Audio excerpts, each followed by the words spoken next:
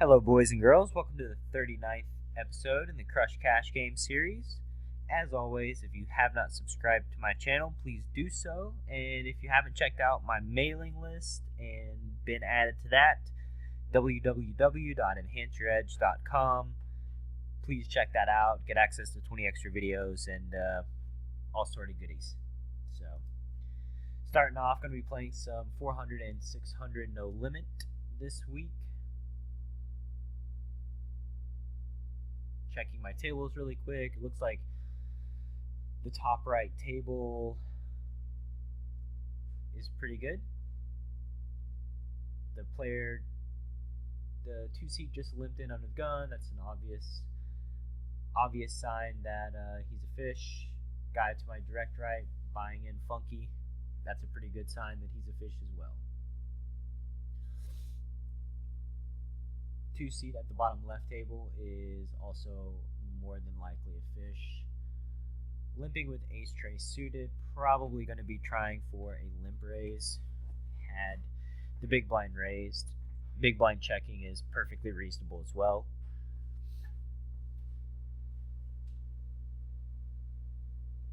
Bottom right table doesn't look like there's any fish there. Maybe the 4 seat has a short stack, but playing kind of snug. Top left table, big blind, going to be a fish. Hope everybody's had a good week. Getting ready for winter to be over, spring to begin. Ace 10 suited, fine open. Ace Queen 7, we can bet or we can check. I don't mind either one, especially because villain is playing so tight. Hands villain's likely to have, you can have, Broadway hands like King Queen, Queen Jack, Ace Jack, pocket pairs, I think are the majority of his range.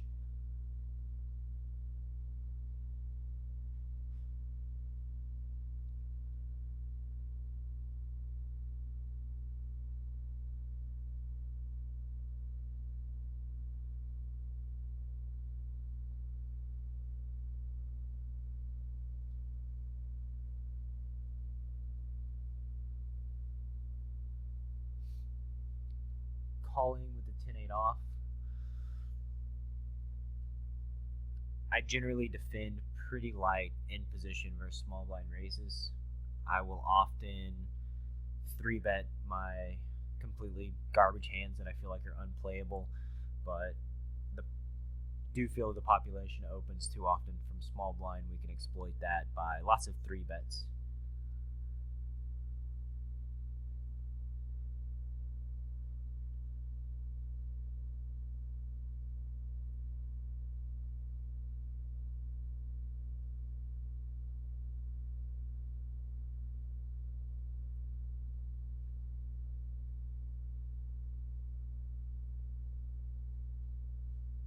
Seven, 8 suited, under the gun, 5-handed, going to be an open.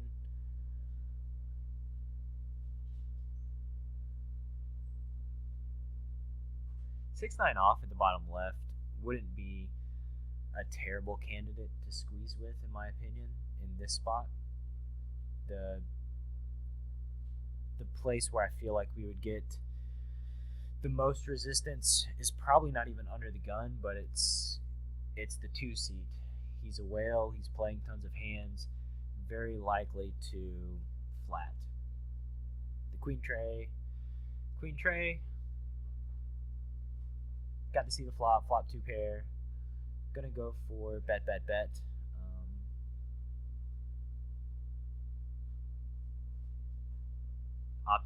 Opting to get it in against this short stacker once he check raises min. Not a lot of hands he can have for value that beat us.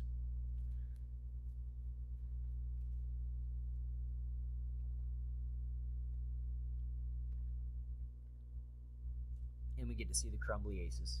Always fun time.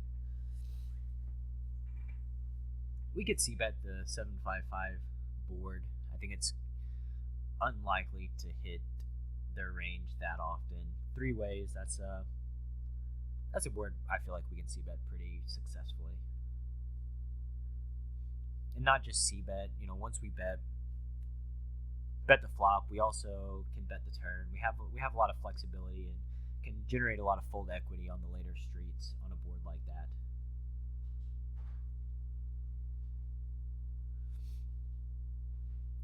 Due to some HUD crashing and losing available data, and the fact that there were no HUDs or anything for a few weeks, I have started taking notes on players. I find it to be a plus EV move. Doesn't take very much time. Just note who the fish are, why they're the fish,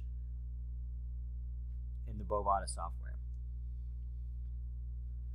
The 8s at the bottom right, I feel like is just going to be a fold.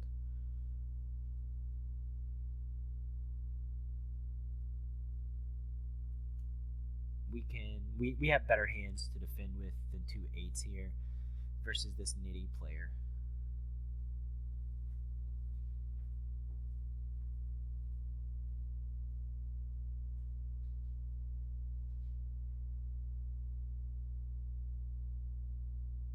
He actually doesn't seem terribly nitty now. Now that he's played 9 or 10 extra hands, he appears to be opening it up, playing more hands, still not raising pre. So that's a good sign.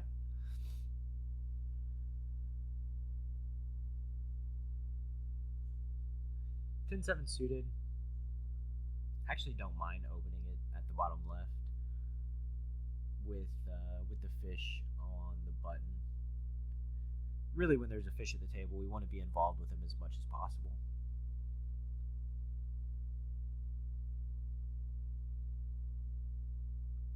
And sometimes throughout my career, I've for sure taken that mantra of being involved with the fish, maybe to an extreme.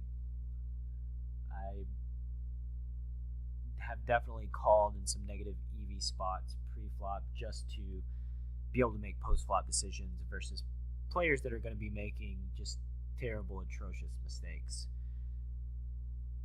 I don't think you lose very much, and if the fish is going to play every single hand for 50 hands and we're involved in 35 of them and somebody else is involved in 10 of them, the guy who's involved in 10 is going to have much better hands, but he's going to have way less chances to get the fish than we will. I think Pareto's law, the 80-20 law definitely applies. Like 80% of our profit is going to come from 20% of the players we play against. So it's kind of imperative that we take advantage of the fish. King Jack hand at the top right. I don't know how that pot got to be so big, but let's see.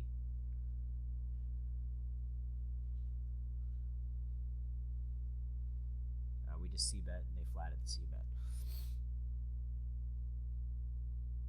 We could do a lot on the turn. This 9 of diamonds I don't like. I don't really like messing around with that particular card. It connects the board too much.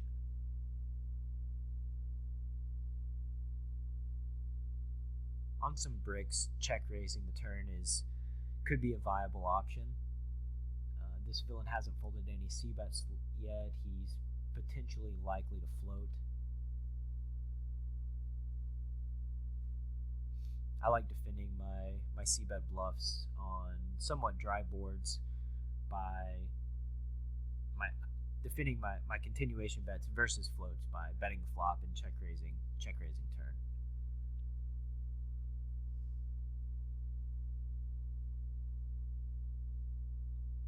If guys are floating you heavily, you can't just let them call in position and you play, fit or fold on the turn. You have to mix it up. You have to combat fire with fire.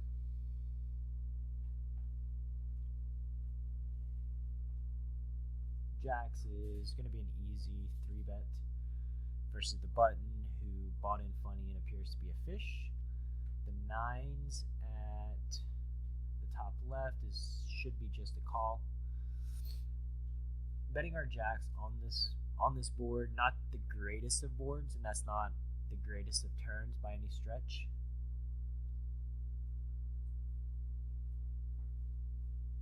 Check calling seems like a very reasonable action on this board. Some great news at the bottom right table. The 3-seat min 3 bets us. That's another good sign that he's a fish. So games are pretty good right now.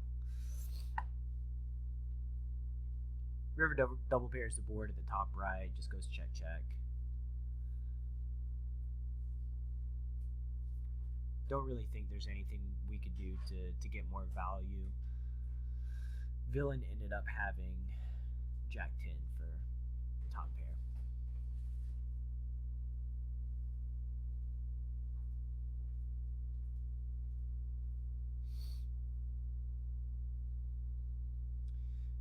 Three, 5, 5 at the top right versus Villain who hasn't folded to c-bet.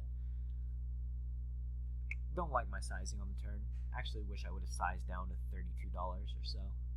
Made it look like I was attempting a cheap double barrel and potentially induce a raise or induce Villain to flat with maybe some pocket pairs. Not that Villain doesn't flat pocket pairs to a $42 bet, but when we bet smaller, we size down. What we do is make Villain's calling range lighter because Villain has to call more often versus smaller bets.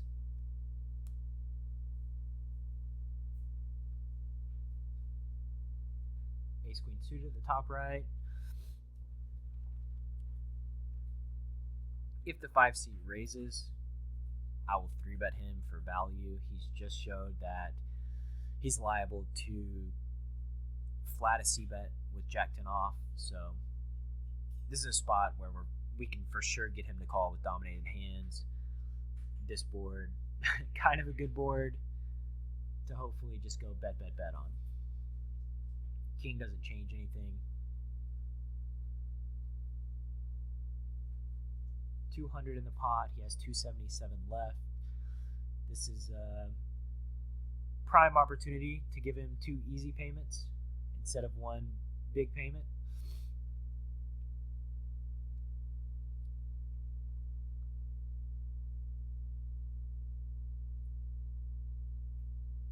You really want to watch your sizing on the turn there so that you don't size too big.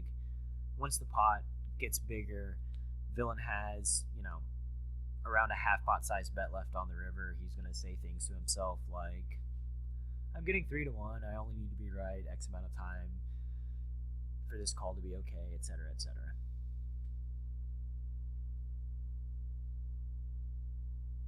And we can see that we won $753 pot at the top right. Villain had 1 pair of aces with a queen kicker. Oh, no. Hero had 1 pair of aces with a queen kicker. So Villain did have a worse ace than us.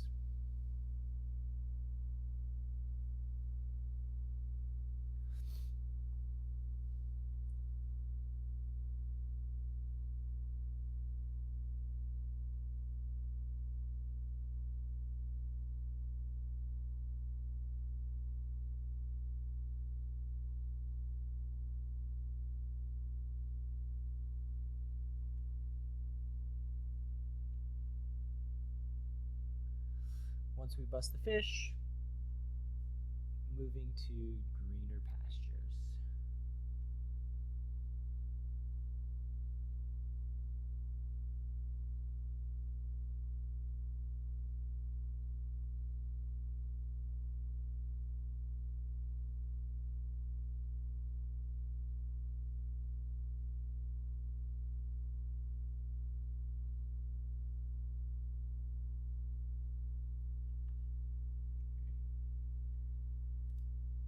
Skip some of that. Top right table looks fairly good. 2-seat has a weird buy-in. 1-seat short stack directly on our left. That's kind of my favorite. 10 deuce off at the top left, I would 3-bet that fairly often. I don't think Villain's raising from the small blind 3x for value. I think he's got more of a medium strength hand, so that is a spot where I tend to attack medium strength hands with 3-bets with a hand like 10 deuce, because it's not playable otherwise, but we can 3-bet it very profitably. The problem in this situation is the 5 seed is a short stack, so generally short stacks tend to be fish on Bovada, and he's likely to call his medium strength hands and go broke in spots where generally people don't like going broke. Like, if a fish makes a pair, then with his stack, we're getting it in, and I don't feel any inclination to just getting it in with whatever I had, 10 deuce off.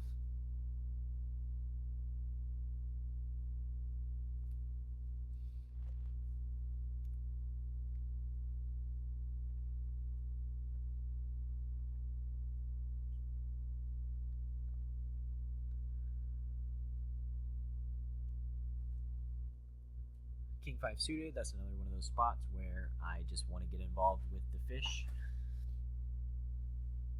May not be the most profitable of calls pre-flop, but it was a min raise, and the 3 seed is a whale, the 6 seed is a whale. Just want to get involved. Pretty terrible turn. Ace of clubs should be check folding now if the fish bets again.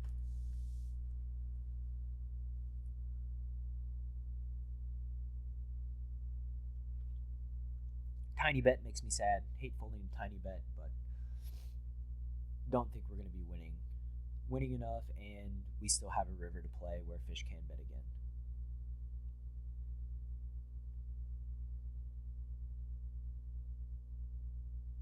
Ace king at the top right. Can 3-bet it. Can flat. Don't really mind flatting and letting the 1 seed shove in.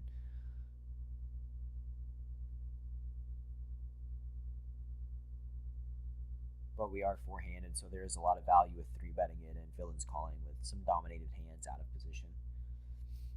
Or 4-bet, 4-bet bluffing, and then we can pile and still have fold equity.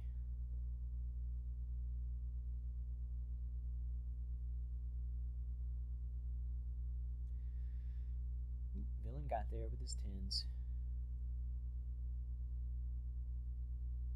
Which is happy day for us. We want the player on our direct left to only have 22 big blinds. 5 seat that just bought in at the top right table has a half stack. That will bode well.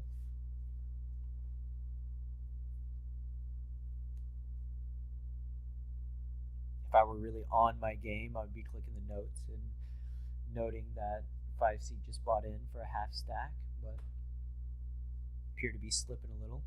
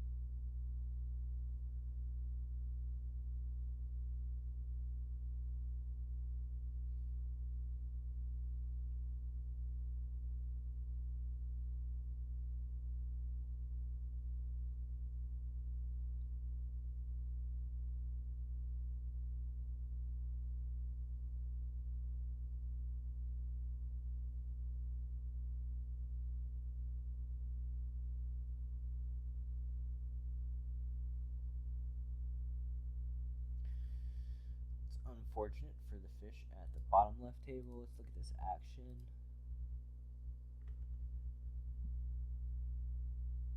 Under the gun opens, 4 seat flats. 1 seat 3 bets. 2 seat cold calls. And the 3 seat calls and the 4 seat calls. Okay. I was about to feel sorry for the fish, but it appears to be self-induced.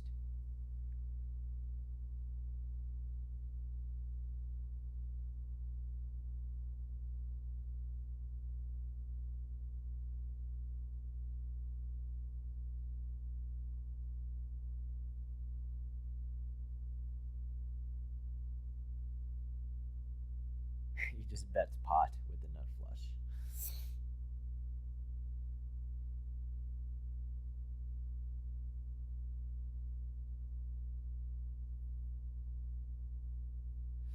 Yeah, the 4 seat wanted to just flat just in case the 1 seat did something crazy. Nothing really he can do with a set of trays except get lucky and stack the fish, much to the rest of the table's chagrin. Now we have a chance with our pocket trays. Oh, there I go. Took me a couple hands, but I did note the 5 seat at the top right as fish.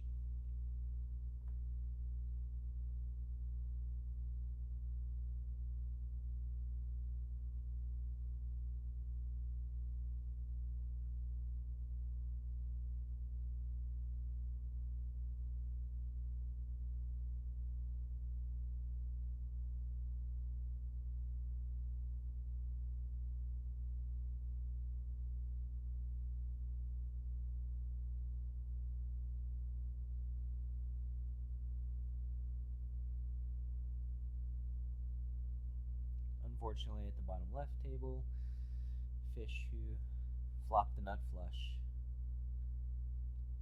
moved on with his life.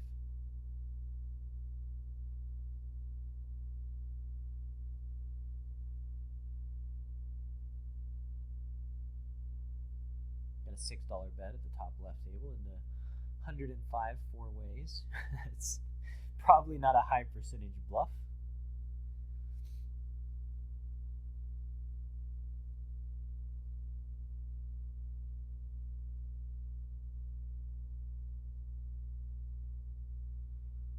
The 3 seat. I want to kind of think about this spot here from the 3 seat's perspective. Once they check raise, isolate. The question that I have in my mind is, should you do this with a hand like Ace Jack? Should you do this with a hand with Ace King? I think surely not. Surely we should just flat with Ace King and then bet the turn kind of small, get the 4 seat to call with most of his dominated aces.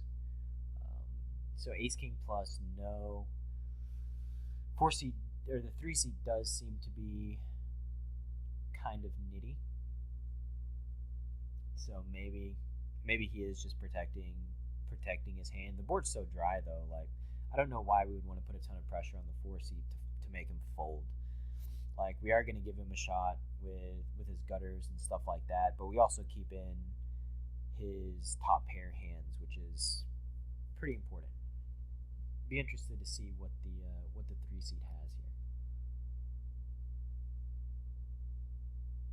So he does end up having Ace Jack, and I mean, if you really think about Ace Jack, like, for one, we're blocking some of the gutters that villain can have.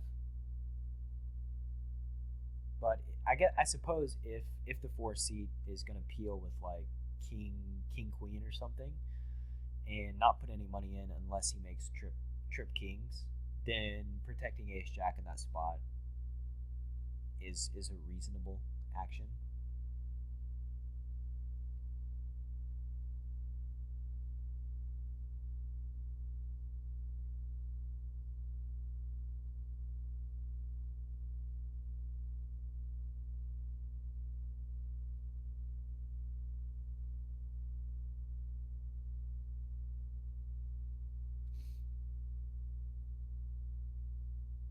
Got a poster plus dead money at the bottom right.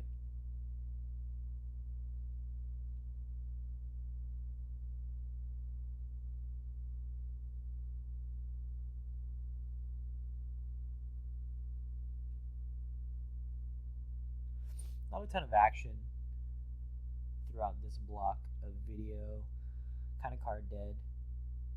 And when you have these games appear to be quite good, when you have good games like this and there are fish that are just playing every hand, it can be hard. You can't force the action. You just gotta let it come to you. Exhibit some patience. Everybody wants to play like the super aggressive, laggy style of poker, but you really have to. You gotta take what you get, and sometimes you just get fish that are gonna be calling way too often, and that's their mistake. And the way that you capitalize on that mistake is by making hands and then making them pay. And sometimes you play against like nits that are on your left, and then you can just open any two and beat their brains in that way. One of the keys to poker is always trying to be flexible, picking the best strategy for the situation so you can maximize your hourly win rate. Once again, if y'all have not subscribed to my channel, I very much appreciate it. If you have not checked out my website, read my articles, and gotten access to 20 extra videos, go do it, man. You don't lose anything. And it's the absolute best way to support me and ensure that I continue making these videos for a long time to come. I enjoy it. I love speaking to my audience, and if y'all have any questions, feel free to email me, brad@enhanceYourEdge.com. Leave comments on the videos. I will respond to those as quickly as I can.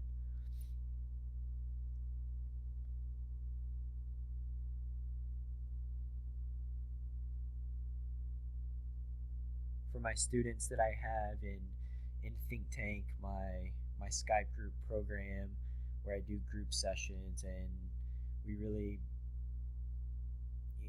more than anything, it's just surrounding yourself by poker players who have the same ambition that you do, who want to succeed, who want to learn, who want to get better and be the best they can be. That's really what that program is, and for what you get, I think I'm not ashamed to say it is really good value. Cultivating relationships with guys that have played poker, collectively. Gosh, I've just me and one of my coaches have collectively played poker for 25 years.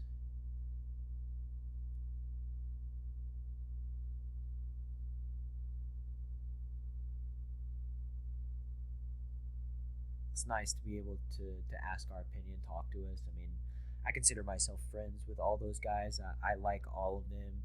Whenever they decide to leave Think Tank, I hope that I'll still be friends with them, and that if they ever have any poker problems, that they send me a message and ask for my opinion. I gladly help everybody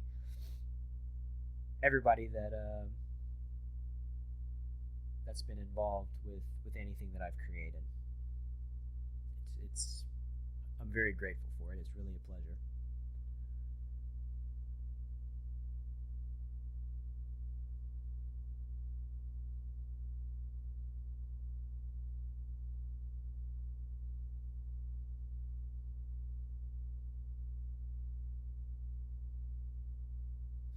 Ace Queen at the bottom right.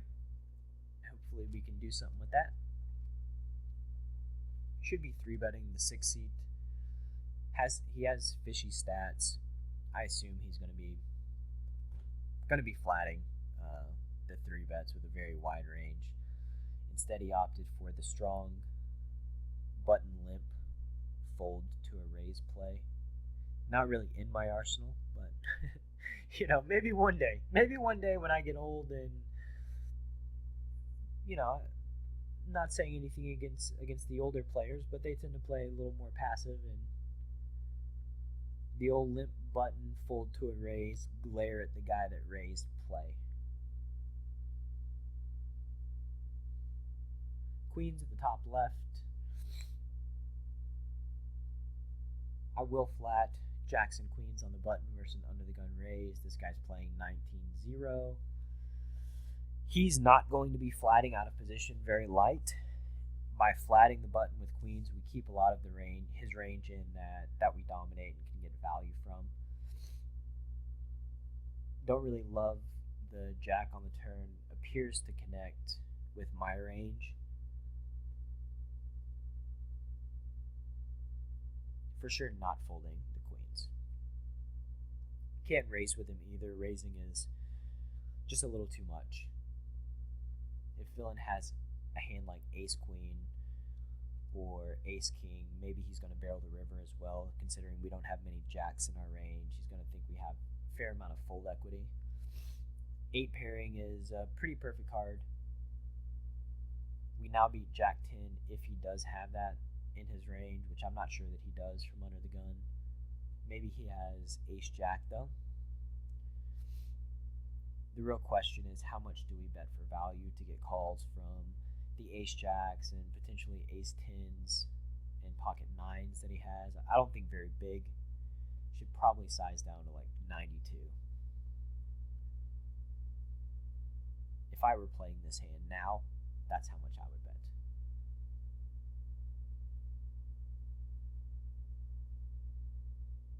Ooh. Went a little bigger than 92. And we got snap called, so good thing I was playing it then.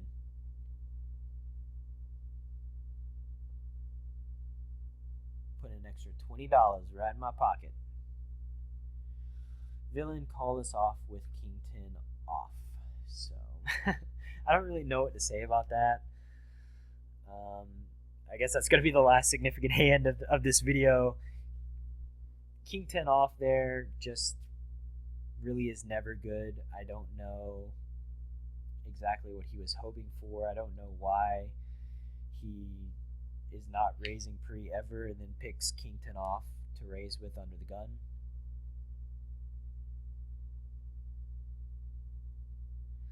But thank you very much, guys. I very much appreciate y'all watching my videos. Y'all have a great weekend. Make some money at the tables. I'll talk to you soon.